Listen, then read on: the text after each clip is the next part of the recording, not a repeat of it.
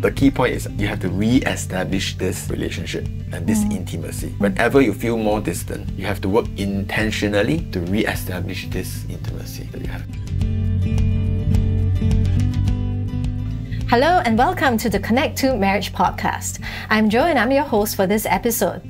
In each episode of the Connect2 Podcast, we'll be tackling questions that couples ask about marriage, communication, conflict, money, sex, and much, much more.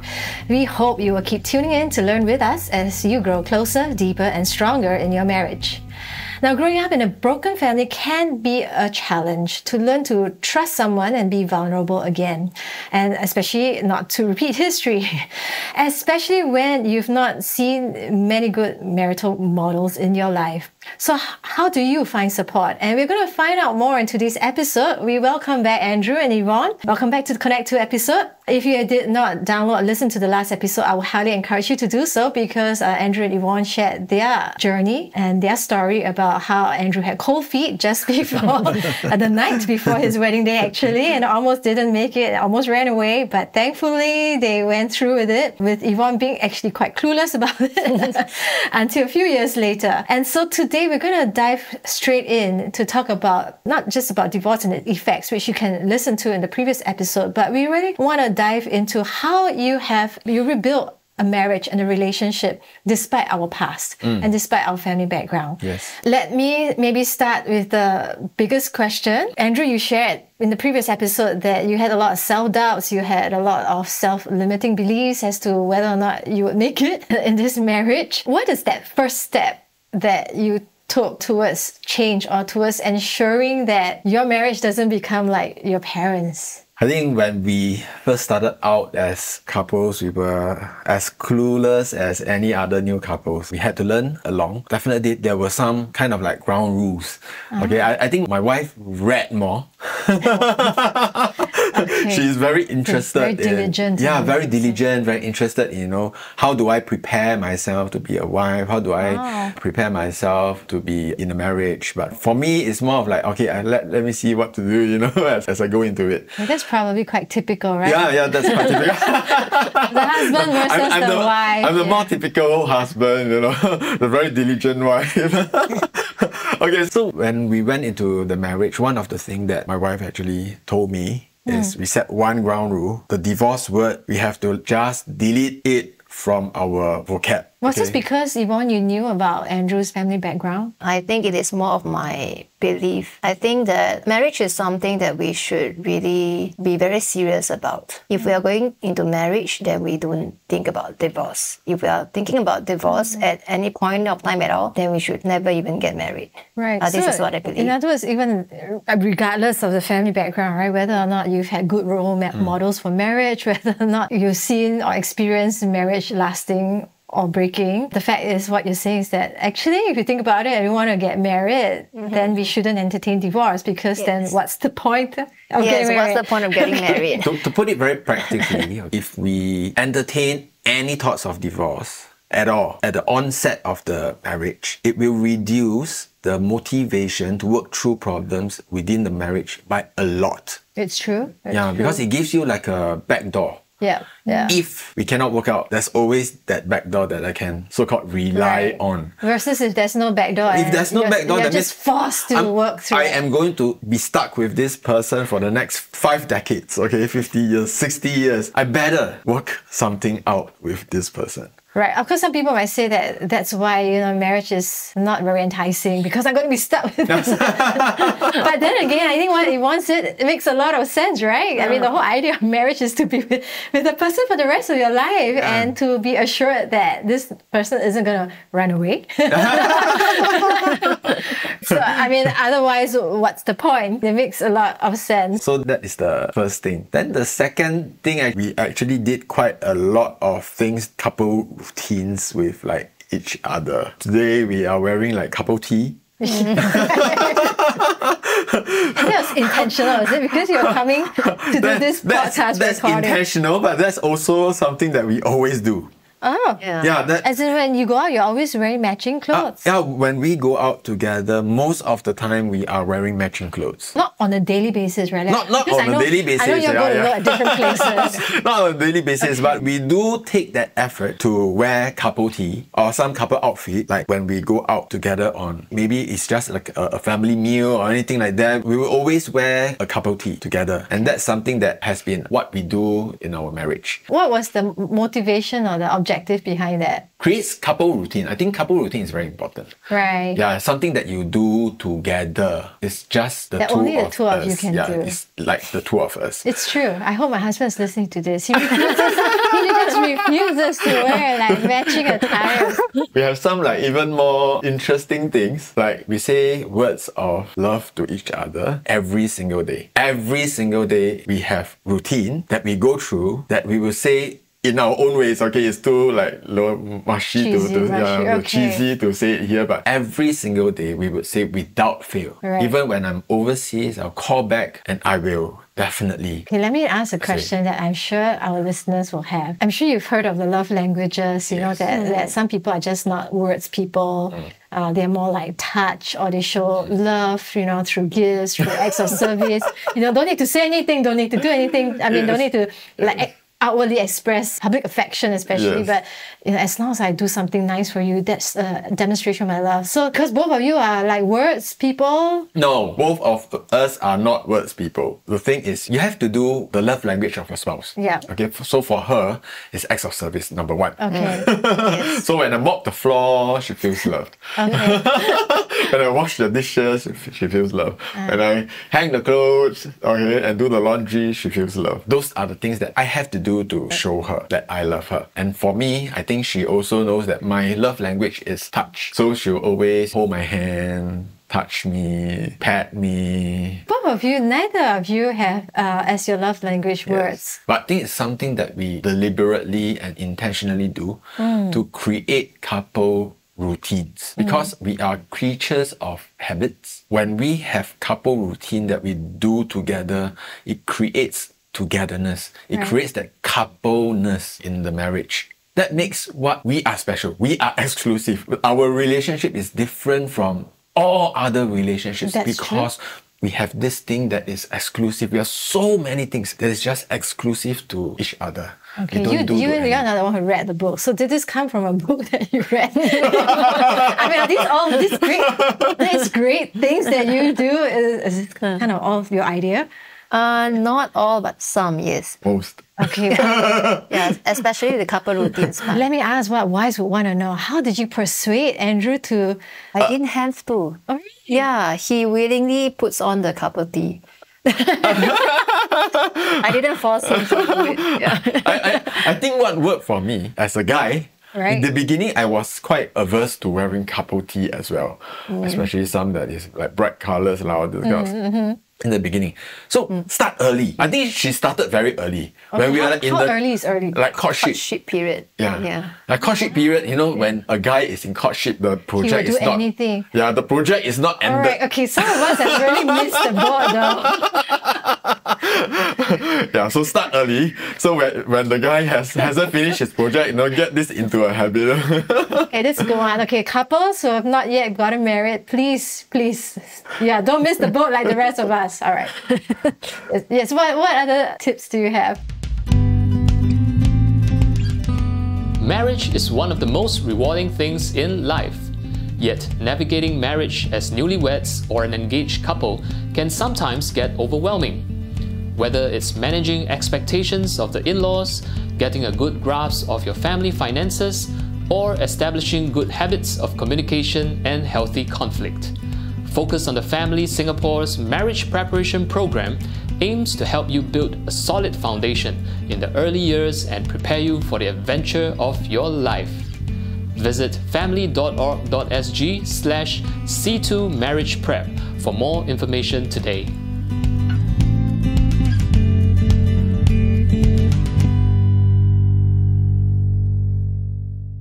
I think one thing that my wife would agree on is we celebrate. We love celebrations, right? We celebrate our birthdays, our anniversaries, Christmas, When you say celebrate, like, Valentine's Day. Yeah, all these special days. what do you actually do? Because Oh, that means we will celebrate with each other. We will buy gifts for each other, and then we really go out together, just husband and wife, just the two of us together. We wouldn't invite our family members to go out with us during these special days. Maybe Christmas, we just buy gifts for each other. But Christmas, we will celebrate as a family, as a big family. so even if you wanted to celebrate, let's say with extended family, that is like an extra. But the first thing you would do for these so-called celebrations that you've already marked out, which will happen every year a few times, is to actually make sure that it's just exclusively both of you. Yes. Yes. And we actually do plan what are we going to do today. We will wear couple tea together. We will do something together, you know, chit chat with each other. Right. Yeah, it's just couple time. You know, as we get married, first year, second year, there's the novelty, honeymoon. Yeah. Then as you go along, you know, the celebrations get smaller and smaller, Yeah. less and less meaningful. But I believe we did quite well in this aspect. So after 13 years, you're still doing this? Yes, Yes. still doing Oh, this. very And good. very diligently. I think it takes... My husband really needs to listen to this episode. Yeah, because I think it takes intentionality. It really takes intentionality to nurture a marriage and relationship. Who is the more intentional one or the... She's the one who is more intentional. Okay. She'll remind me, you know, if I take one t-shirt out and I wear, and then she'll say, hey, are we not wearing couple tea? And I'm like, oh yes, can you choose? Right. Okay. So because you made the commitment from the very beginning, even though you're not the diligent one, but that commitment allows your wife now to remind you and you won't get offended. Actually, I won't get offended because it has already become part of us, part of a habit, a routine, the togetherness. This is what defines us as a couple. Another thing is faith also plays a very big part. Both of us having the same faith, and we share things about faith with each other, and that helps also. Like a part of those habits, like also like praying together, going to church together. Can I ask this question about triggers? Because I mean, it's all great, right? And earlier on, you talked about removing the D word from your vocabulary in your marriage. But let's be honest, have you really never ever considered like, why on earth did I marry this person? And maybe it would have been better not to. No. I've never harbored that thought, nor have I ever felt that, you know, it's better not to. There was one. I suddenly woke up and had this like revelation. It's like, oh, who is this woman that is beside me? You know, it's like, okay, all right. I suddenly like, feel, hey, there's this distance. There was a period, a very short period. And it's very scary because this togetherness has always been there. But that morning I just woke up and there's this strange distance. I knew that something was wrong. I did not know what triggered it, but something inside happened. And I had to work towards re-establishing that intimacy. So that intimacy, you have to be very aware. It's not like a constant thing, you know, forever you always be intimate with your wife or your husband. Sometimes out of like, maybe it's just routine. Then you just suddenly realize, hey, what am I doing? Or What we say in common lingo when you start feeling sian, is it like... I don't think it's like sian, but it's like, what is the purpose of it, you know? Then you have to, the key point is you have to re-establish this relationship and this intimacy. Whenever you feel more distant, you have to work intentionally to re-establish this intimacy that you have. We do need to be more sensitized to actually... I know Yes, we always say sensitized is love, a good word. love is not a feeling, but in that sense, like what you're describing is almost being sensitized to our feelings or emotions, such that when we even feel that, how come we are a bit out of love with each other, or no longer in love, or don't feel really in, like loving towards each other that day, we need to address it and not just today. So I always tell people, loving someone, okay, takes two parts. One is commitment and the other part is actually emotions. The commitment is the one that is solid foundation. The emotion is the one that will go up and down. But without emotion, it's very difficult to hold on to your commitment. So you That's have to be very sensitized to the emotions as well. When the kind of relationship, intimacy between you and your spouse is going like lower, you have to be very aware and you have to work towards re-establishing that intimacy. That's very important. Wow, this is good stuff. With that, I want to address our frequently asked questions that we typically tackle each podcast. And today's question is this. I recently went through a divorce. It's been a rough few years for myself and my 2 children. Now that they don't really have a father figure in their lives, do you have any advice on what I can do to help them have a sense of optimism for their own future relationships? Help yourself. Your child will need an emotionally healthy and stable mom. One of the things that really would help is to be in an emotionally stable environment, which in the current case would be mostly created by the parent who is taking care of the child. Secondly is also to find help. Don't always assume that you are left with yourself to handle everything. So find help with especially family. Find help with your faith community if you have any. In my growing up years, my mom found help with my uncle. Yeah, one of my uncle, he was always on the lookout for me when I was young. He became like the father figure because you said... Yeah, he became like a father figure to me. And there were many other father and mother figure around me as well. So I remember I had this, like, my mom is constantly looking for parental figures for me. It's like I have this tuition teacher, he would bring me out, go fishing, and yeah, knowing that I'm from kind of like a broken family. Yeah. My dad is always not around. My tuition teacher would bring me out, you know, go fishing, go hiking, and he sort of like became a father figure in that phase. I don't think any one of the father figure would be able to like go like their kids with me, but every phase, I would have like my piano teacher, my school teacher, my maybe church elder. Different phase will have different people around me. So you have to be very aware who is around your child currently. Perhaps you can speak to that person and ask that person to walk that journey. It's not forever, but that journey when he or she is with your child, walk with her or him. So that that person in that phase of your child's life has that figure. That helps a lot, really a lot. It would take the wife, in this case, the wife who's asking, some courage though to be able to be comfortable making it known that like her own marriage has fallen apart or failed and she is therefore seeking help or looking for people. Okay, but your mom did that for you. Like I said, it will take a lot of courage. Evon, do you have any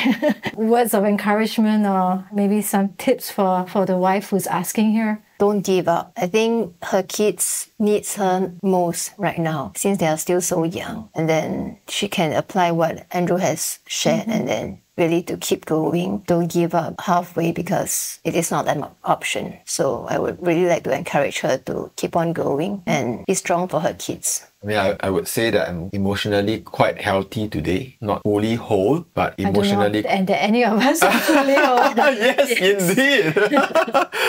But, you know, I do think that I'm emotionally quite healthy today. A very good marriage. Don't give up. I hope whoever's asking that question, or if you have a similar question, that this is of some encouragement to you, that there is hope, especially for moms. I think when we have our kids' lives at stake, that kind of also gives us that extra boost of courage and strength to keep on going and not give up. Today, I think we've heard how it is really so important to be intentional in practicing what we've introduced to as a couple habits, a couple daily practices even, and that helps to make our marriage really exclusively, you know, unique, belonging to us as the husband and wife because of our unique habits and traits that mark our marriage. Of course, it's great if we would start early and not miss the boat, especially the one on couple tire. But well, maybe before we go, Andrew and Evon, do you have any last words for our listeners? Okay, I think we have to really strive to outdo each other in love. Wow, okay, that's a really good one. Whenever both of the couple strive to outdo each other in love, you can really feel that, you know, the relationship is progressing. But even though if, let's say, the other party is not doing their part, which is often the case, don't give up. Do your part, and one day the other person will reciprocate in some way or another. For myself, I think I cannot emphasize further. I would like to emphasize again the part about divorce, because if divorce is ever an option, then don't ever get into the marriage. So never ever think about divorce if you're thinking about marriage. I think this is the last words that I would like to give to the public. That is so critical because that forms the foundation, the basis from which we work at our relationship and our marriage together. Otherwise, it's kind of pointless, right? Well, in each episode, we actually end off with a couple challenge for couples to do and share with each other. So today's couple challenge, why don't you take 5 minutes, whether or not you're listening to this with your spouse, even if you're not, grab your spouse, just take 5 minutes and decide. Identify one couple habit or practice that you can have and that you will start doing with immediate effect. Even if you've missed the boat, I'm sure there are others. We've heard today from Andrew and Evon. Thank you both for coming to share with us, sharing with us your lives, giving us a little bit of insight into your very unique marriage and relationship. Thank you. Giving us hope, for those of us who perhaps don't come from very good family backgrounds, but to know that there is always hope, there's always a fresh start. We can always do better and outdo each other, even in marriage, such that we have a really great and thriving relationship together. So you've heard the tips. Remember, take 5 minutes, go identify a couple habit or practice that you will start doing as exclusively husband and wife. With this, we hope this podcast has given you some practical handles on how to strengthen your relationship and also to deal with a difficult past if you have one. If you're looking out for more resources to grow your relationship and marriage, do visit our website at family.org.sg to browse our articles or check out our upcoming events. We hope by now you've already subscribed to our Connect2 podcast and followed us on Facebook or Instagram. And as always, do share this episode with a friend who may benefit from it. Thank you for tuning in, and until next time, take care of yourself and your spouse.